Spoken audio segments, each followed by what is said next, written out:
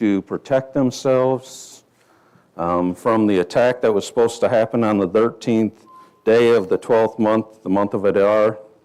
And we discussed how it parallels some of what we've seen with the old law and the new law, and how there was freedom gained and a right to defend self, and we have that in the new law. And then I finished with, and I said in chapter 8, verse 17, and in each and every province, in each and every city, wherever the king's commandments and his decree arrived, there was gladness and joy for the Jews, a feast and a holiday. And many among the people of the land became Jews, for the dread of the Jews had fallen on them. And I mentioned how I liked the other versions' word instead of dread. The fear of the Jews had fallen on them. But Junior pointed out something that I didn't think about, which made good sense too. Could have there actually been some fear, because look how things changed so drastically for the Jews so quickly. The people, we know the Jews had put on sackcloth and ashes and fasted, and just months earlier, a decree came out that the Jews were to be destroyed, which caused great confusion. And now, a couple months later, here we are. Mordecai, the person that Haman hated, is now in rule, and also the Jews now have the right to defend themselves. So could have that put fear in them as well, which was a good point, and yes, it probably did. But I also believe, since many had changed to become like the Jews, I also believe the fear of the Lord was also some of what also was in what they were seeing. So not just fear of the Lord, but there could have been some that seen and actually feared the Jews. And we're going to actually see some of that more in chapter 9, where there was actual fear that also overcame them of the Jews. So it's chapter 9, verse 1. Now in the 12th month, that is the month Adar, on the 13th day, when the king's command and edict were about to be executed, on the day when the enemies of the Jews hoped to gain the mastery over them, it was turned to the contrary, so that the Jews themselves gained the mastery over those who hated them. So right away we see again Haman's law. What did it allow? The Jews to be annihilated, the Jews to be destroyed, and things have changed now, haven't they? So you had people that were excited. They were going to accomplish what Haman wanted. They were going to kill the Jews. There were people that hated the Jews.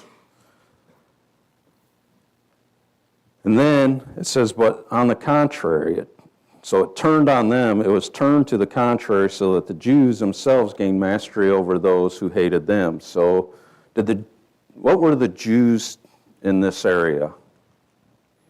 They were slaves, right? But the slaves now are going to show some power, and things are going to change around when the Jews were allowed to do it. In verse 2, the Jews assembled in their cities throughout all the provinces of King Ahasuerus to lay hands on those who sought their harm, and no one could stand before them, for the dread of them had fallen on all the people. Verse 3, even all the princes of the provinces, the satraps, the governors, and those who were doing the king's business assisted the Jews, because the dread of Mordecai had fallen on them. So now we're seeing, at the very beginning, how did we see Mordecai in this story? And where do we see him now? What was Mordecai at the beginning of the story?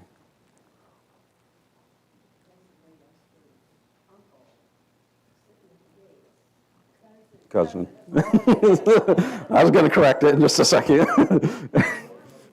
I know I said it so many times that for one night that it just confuses the guy. Yeah, so you see a guy that was Esther's cousin at the gate. Was he anything, though? He was just a Jew, right? He was nothing extraordinary. He was a man that was hated by the second in command. He was... there was a death sentence out for him. And now look at them. Now even all the governors, the satraps, everyone that worked underneath the king's commands, the princes, everyone, now fear him. That's how quickly it changed. Now, do you think it just changed because it was Mordecai's work? No, we're starting to see another thing happening again, don't we? We see God's hand again and at work. I do want to, but I don't know if we got time to go through. I have other verses and stuff that we can go to, but we see God's hand at work again. Mordecai has been elevated to a point. He became second in command. We've seen that the king gave his signet ring to Mordecai. He has elevated him back in chapter 8. Now Mordecai has gained all respect from all those that are underneath the king. You've seen a king that's been flip-flopped throughout the story. He jumps back and forth on sides, and now the people are fearing him because Mordecai has been given great power very quickly, and we know that it had been God's hand at work throughout all this. Verse 4, indeed Mordecai was great in the king's house, and his fame spread throughout all the provinces, for the man Mordecai became greater and greater. Thus, verse 5, thus the Jews struck all their enemies with the sword, killing and destroying, and they did what they pleased to those who hated them. And in Susa, the capital, the Jews killed and destroyed 500 men. In Parshandath, Dalphon, Asphatha, Portha, Adelia, Eridatha, Parmashta, Erisai, Eridai, and Vaizatha. They all sound good to me. If you don't like it, you pronounce it next time. I should have just skipped it and jumped to verse 10. The 10 sons of Haman, the son of Hammedatha, the Jews' enemy, but they did not lay their hands on the plunder. So what was one of the things that was in the decree written by Mordecai? The Jews did have right to plunder, didn't they? Haman also had it in his. Mordecai had it in his, but what do we see the Jews doing? They're not touching it. We're not going to know why. Again, there's speculations out there. We can understand in some of the stories we see in the past of why maybe they didn't do it. We don't know for sure why they didn't do it. But they did not touch it. They did not go after the plunder. On that day, the number of those who were killed in Susa, the capital, was reported to the king. And the king said to Queen Esther, the Jews have killed and destroyed 500 men and the 10 sons of Haman in Susa, the capital. What then have they done in the rest of the king's provinces? Now what is your petition? It shall be granted you. And what is your further request? It shall also be done. So now the king again is asking Esther, what would she like? What is her request? What else does she want done? What was Esther's request in the past?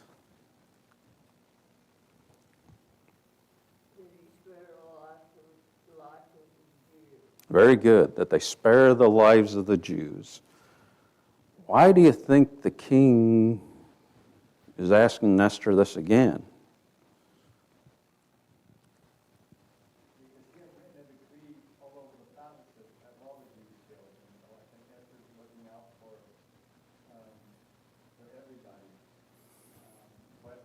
But in this particular case, though,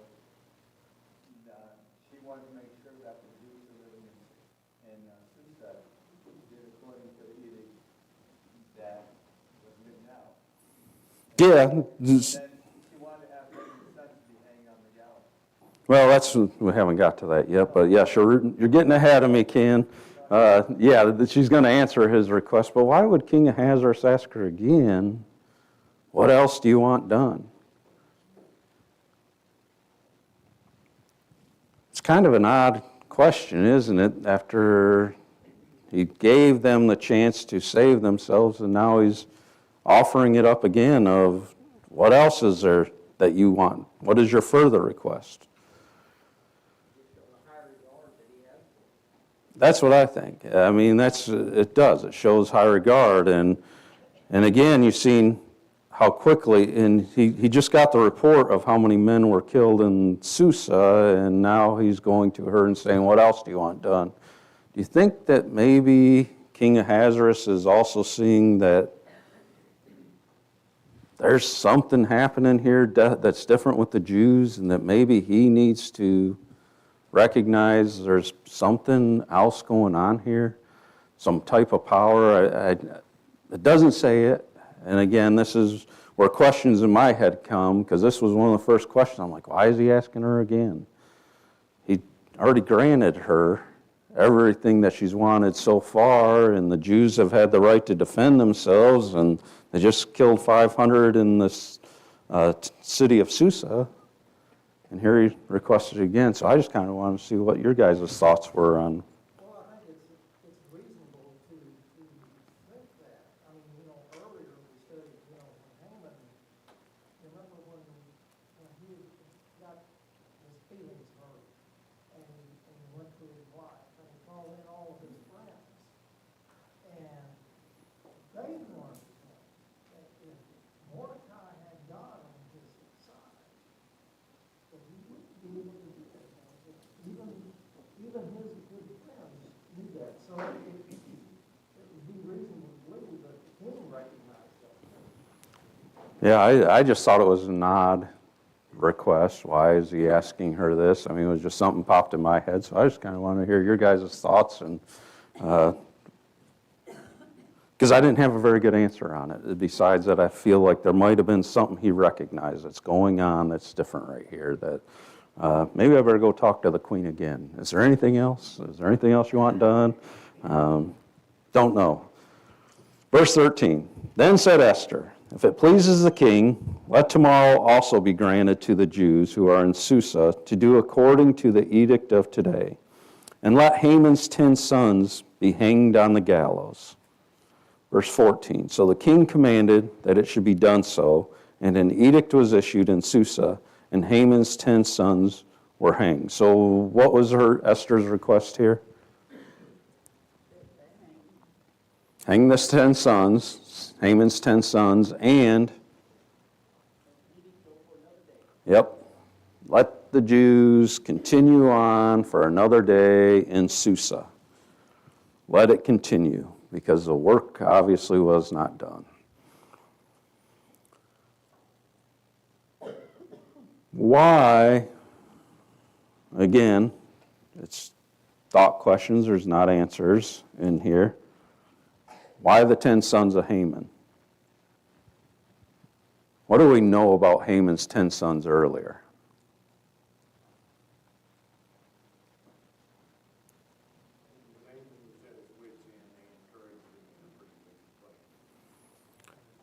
And they were his pride too, weren't they? Didn't it talk about in chapter 8, verse 11, or not chapter 8, chapter 5? I believe it was chapter 5, verse 11. Yes. Then Haman recounted to them the glory of his riches and the number of his sons, and every instance where the king had magnified him and how he had promoted him above the princes and servants of the king. Also, what is Haman's father? What did they call Haman's father?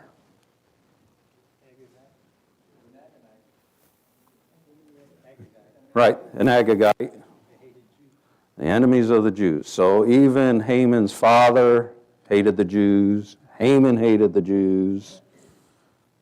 Good chance they wanted the sons gone too, because there's probably some more hatred of the Jews that would continue on through the sons of Haman. So they wanted the 10 sons. They wanted an extra day of being able to continue with the edict. Verse 15, and the Jews who were in Susa assembled also on the 14th day of the month of Adar, and killed 300 men in Susa. But they did not lay their hands on the plunder. So again, they keep pointing this out. They're not laying their hands on the plunder. That's the second time we've heard that. Yes? They're sending a message. They're not in it for the plunder. It's a clear message. We're not doing this for the riches. I believe so too. I believe that is one of the messages they're trying to send, is we're not doing this for the riches.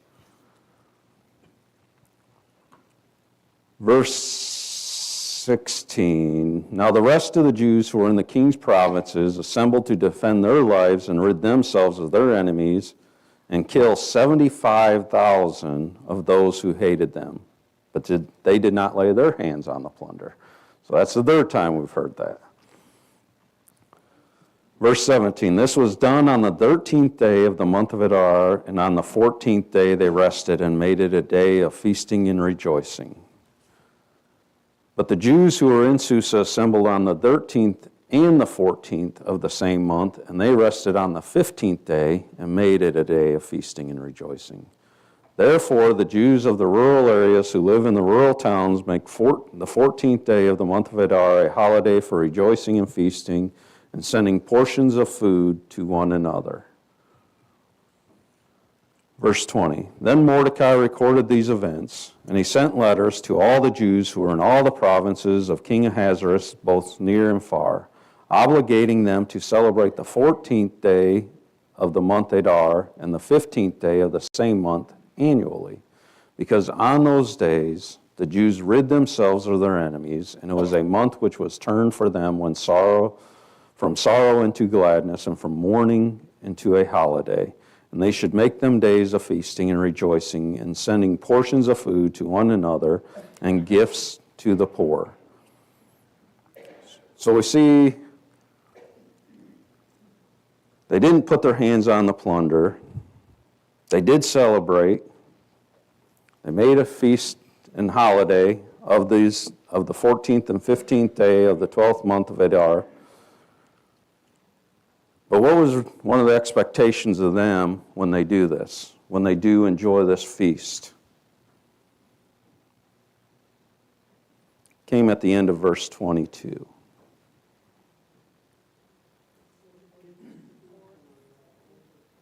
Yeah, so they're going to rejoice and send portions of food to one another and gifts to the poor. So it's funny that they mention about them not plundering anything, but it does mention that when they do celebrate, they're to give gifts to the poor. They are to share with one another and give gifts to the poor. So yes, Stephanie.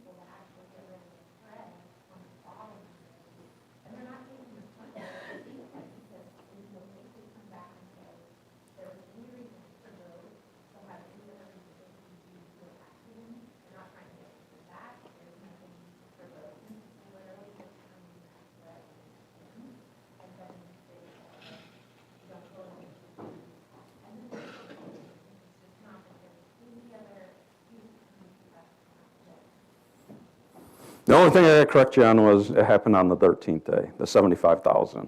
So it happened that same day, yes, with the 500. Yes. But other than that, yes. No, that's a great point.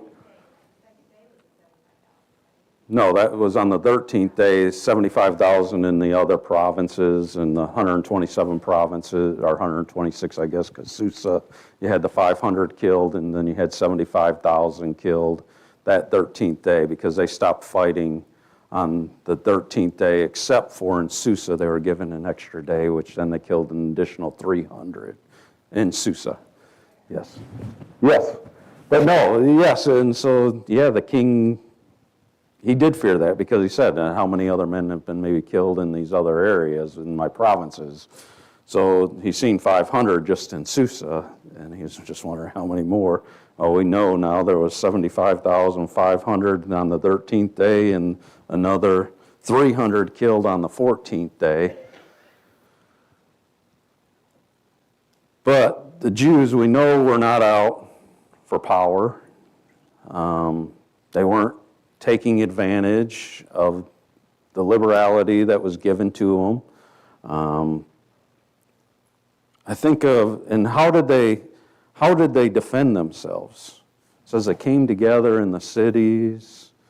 So it wasn't them just trying one-on-one to take care of it. They came together to defend themselves. I mean, I think of a lot of things like even with the church and stuff, and how we're to take care of one another, to feed the poor, how we should come together during our times of struggles and help one another to overcome things. How often do we try to do it one-on-one? These are some of the thoughts that came into my head as I read this story, because like I said, I think we need to try learning lessons from these Old Testament stories, and these were some of the things that just come to my head. Once we are His, He created a body that's supposed to be one. We should work together as one so we can overcome the enemy. And so these are just thoughts that come across my head as I read stories like this and say, okay, go ahead and eliminate those that are threats. We know in the church we're told to remove the evil. Chuck? When you defend yourself, the aggressor has to expose themselves first so that you can defend yourself. So you're not going to go after the wrong people when you defend yourself. Right. You're going to take care of the people that God has done. Yeah, and that's what they did show, that they were not the aggressors. They came together to defend themselves. They didn't go after, they waited for them to come after them. The Jews waited for the people that hated them, their enemies, to come after them. So they came together. It's lessons like this are some of the things that I got as I studied this story.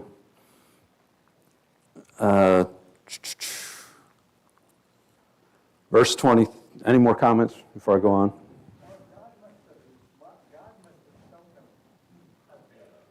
must have shown them who to kill them. I mean, how they know, I mean, when you think about killing 7,500 Jews, people, how they know which one to kill and who not? I mean, they must have known. Well, they waited. They came together and they waited for them. They were not the aggressors. They did not go after, huh? But I meant, how they know which, I just wonder how they do, I mean, God must have showed them who to go after, so that God was allowing them. Well, I'm saying the enemies came after them. It was not them being the aggressor going after the enemies. It was the enemy coming after them. Yes.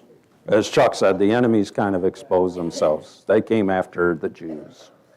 Yeah, Ron. Is used in here in best I can read one time. Yes. And I wonder if it didn't have a different meaning than avenge as we think of it as revenge. Because I have to believe that they were following, they were doing God's will. At least Mordecai was leading them to do God's will. God wanted to punish. I mean, he warned them for hundreds of years. And this was God let them kill their enemies. Yes. Anyone that threatened them, they were allowed. And I have to believe that they were doing that on God's will rather than taking revenge. Right. Yeah, I don't think that, and there again, I don't think if the enemies didn't come after them, there would have been nothing of the story and stuff, but the enemies came after them and revealed themselves. And, oh, wow, it's gone. Is that a sign of old age? It's gone. I just had a thought and it just completely, it'll probably come to me here in a minute. Any more comments before? All right, verse 23. Thus the Jews undertook what they had started to do and what Mordecai had written to them. For Haman, the son of Hammedatha the Agagite, the adversary of all the Jews, had schemed against the Jews to destroy them, and had cast pur, that is the lot, to disturb them and destroy them. But when it came to the king's attention, he commanded by letter that his wicked scheme which he had devised against the Jews should return on his own head, and that he and his son should be hanged on the gallows. Therefore they call these days Purim, and that after the name of Purim, after the name of Pur. And because of the instructions in this letter, both what they had seen in this regard and what happened to them, the Jews established and made a custom for themselves and for their descendants and for all those who allied themselves with them, so that they should not fail to celebrate these 2 days according to their regulation and according to their appointed time annually. So I did some research. I just kind of want to see, is this still a thing celebrated? This is one of the feasts that is still celebrated by the Jews. Purim is still celebrated by the Jews. There are some things, though, I see where the world has perversed it, or the Jews have perversed it in some ways, too, where it's kind of lost. You see, it's funny because you see, like in the smaller communities, I'd read up on some of it, and you see how they still hold to how holy this is, and they read the book of Esther, and they celebrate the feast. And then there were some of these other ones, it's all about parades and partying and very evil. I mean, it was not good, and so the world can perverse it. And but this is one of the few things that are still celebrated by the Jews that was started back then. I kind of got what I was thinking when you said. So what time period, again, does Esther fall in? Because you said about God and his promises. And what time period does this fall in? Between Ezra 6 and 7. So we know that the Jews were allowed to go back to build the foundations of the temple. There's going to be more return of the Jews later. God holds to his promises. God keeps his promises. We don't know when. The time frame's going to be on things, but this story we do know falls between Ezra chapter 6 and Ezra chapter 7. So, yeah, God was not going to let things fail when he's in charge of it all. He's going to take care of his people. He was going to fulfill his promises that he made to the remnant. And so, yes, we know that God's hand was in this to make this happen, and God was allowing the Jews to have the victory over this and to go ahead and overcome their enemies, because God has always protected the Jews, or the Israelites back then, because he did make that promise. Eric? Well, not only God with Mordecai and Esther, but he also was all the people who battled on those 2 days, protected them and made their victory strong. Yeah, because we don't even see anywhere any of the Jewish lives were lost. It doesn't talk about the Jewish lives that were lost, but God was protecting them all. And what did we see back in chapter 3, I believe it was? Yeah, chapter 3, what was going on with Jews throughout the provinces when they got the edict? Sackcloth, ashes. Yeah, there was mourning going on. They went to the fasting afterwards with Esther. Esther commands the fasting to happen. So yes, it was not just Mordecai and Esther doing that. That was going on throughout all these different provinces.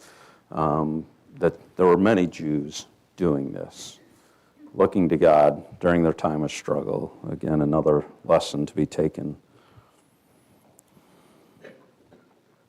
All right, verse 28. So these days were to be remembered and celebrated throughout every generation, every family, every province, and every city. And these days of Purim were not to fail from among the Jews, or their memory fade from their descendants. So that made me think of another parallelism of our saved, our celebration. What do we celebrate? Because of our salvation, that when we're saved, we take the Lord's Supper every first day of the week to remind ourselves of what he had done for us. And so you see, again, that it's not to fade, that it's supposed to be something just passed on, and that they're supposed to continue to do. And when Jesus instituted the Lord's Supper, do this in remembrance of me. And so it just makes me think, well, when we do it, do we think of it as a feast and a celebration and a remembrance of our salvation? And this was what the Jews were supposed to do. It was all for a reminder.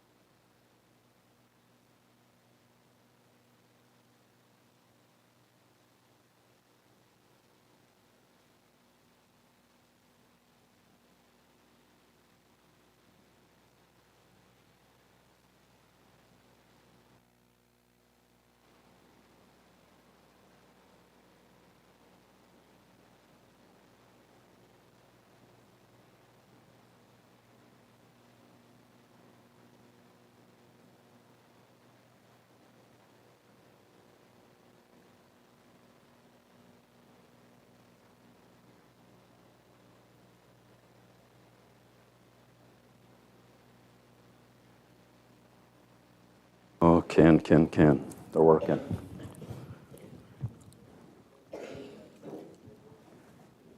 All right. Any comments, questions so far? All right. Verse 29. Then Queen Esther, daughter of Abihail, with Mordecai the Jew, wrote with full authority to confirm their second letter about Purim. And he sent letters to all the Jews to the 127 provinces of the kingdom of Ahasuerus, namely words of peace and truth, to establish these days of Purim at their appointed times as Mordecai the Jew and Queen Esther had established for them, and just as they had established for themselves and for their descendants with instructions of their times of fasting and their lamentation. So there's something else we learn new about the Feast of Purim. Is supposed to have fasting and lamentation with it, as well as sharing with one another and giving gifts to the poor. Verse 32, and the command of Esther established these customs for Purim, and it was written in the book. Now King Ahasuerus laid a tribute on the land and on the coastlands of the sea, and all the accomplishments of his authority and strength, and the full account of the greatness of Mordecai, to which the king advanced him. Are they not written in the book of the Chronicles of the kings of Media and Persia? For Mordecai the Jew was second only to King Ahasuerus and great among the Jews and in favor with the multitude of his kinsmen, one who sought the good of his people and one who spoke for the welfare of his whole nation. So we see, again, some new things about Mordecai as well here. He was obviously a man of honor, one that looked out and cared for others. We knew that he cared for Esther. We've seen that at the beginning, his love for her and how he cared for her. We've seen his willingness to take her in as his own daughter. So you've seen characteristics about Mordecai. So I kind of wanted to just go and look at some things that James has to say. And let's see if some of these sound familiar with the story of Esther. So if you would flip over to James chapter 3.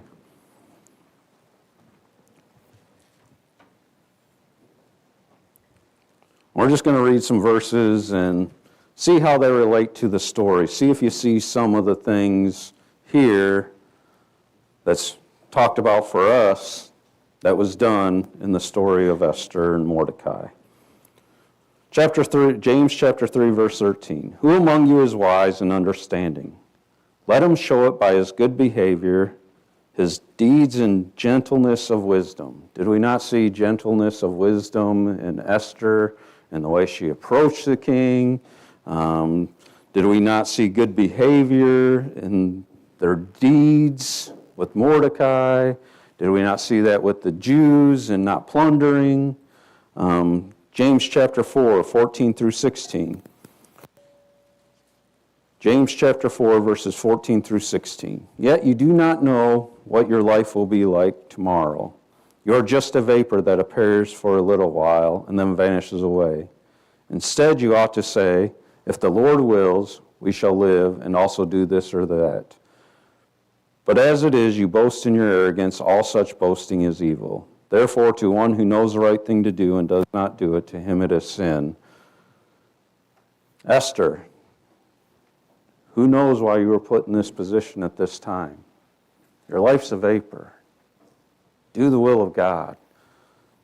Let Him take control of your life, because life goes by so quickly. James chapter 4, verses 8 through 10. Draw near to God, and He will draw near to you. Cleanse your hands, you sinners, and purify your hearts, you double-minded. Be miserable and mourn and weep. Let your laughter be turned into mourning and your joy to gloom. Humble yourselves in the presence of the Lord, and He will exalt you. I think we've seen that with the Jews. We've seen it with Mordecai. Humble themselves. We've seen it with Esther. Humble themselves. God exalts them. I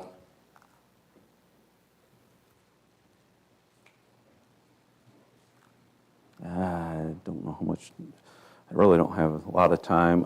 We see that God is faithful. Joshua 23:14. Joshua says to the people of Israel, let me flip over there real quick so I read it word for word. I got my little Cliff notes, or Mark notes, because they're not as good as Cliff. Joshua 23, verse 14.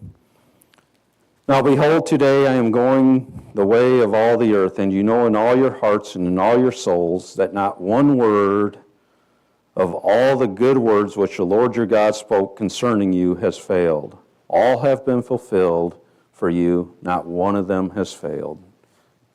God fulfilled His promises. We read it in Isaiah, we read it in Daniel. We've seen promises of God about what was going to happen. They happen. They do not fail. God does not fail. God does fulfill His promises. Make you all search for this one. Zephaniah 2:3.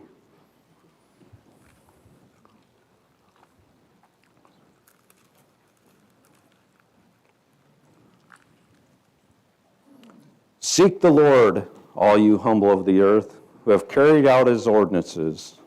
Seek righteousness, seek humility. Perhaps you will be hidden in the day of the Lord's anger.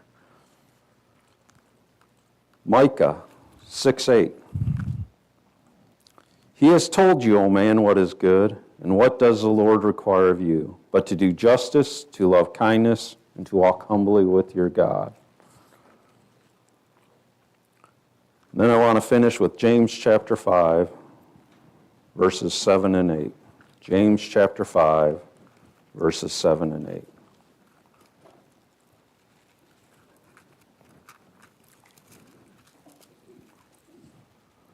Be patient, therefore, brethren, until the coming of the Lord. Behold, the farmer waits for the precious produce of the soil, being patient about it until it gets the early and late rains. You too be patient. Strengthen your hearts, for the coming of the Lord is at hand. So I hope you guys all enjoyed the study of Esther. I hope you have found some things in there that maybe you didn't see at one time. I hope that you're encouraged by the story and do realize that God does have control of all things. God will fulfill the promises which He made. And that we need to remain humble. That we need to look to the Lord in all things. God will exalt those that are humble. He will humble those that exalt themselves. Any comments? Any questions? That I don't know. I did let Brent know that I would be finishing up tonight, so he said he will have something ready for next week. So I don't know where the study's going. Carrie, do you know? Okay, it has not been decided yet, so. All right, well, I appreciate your guys' time, and have a great week.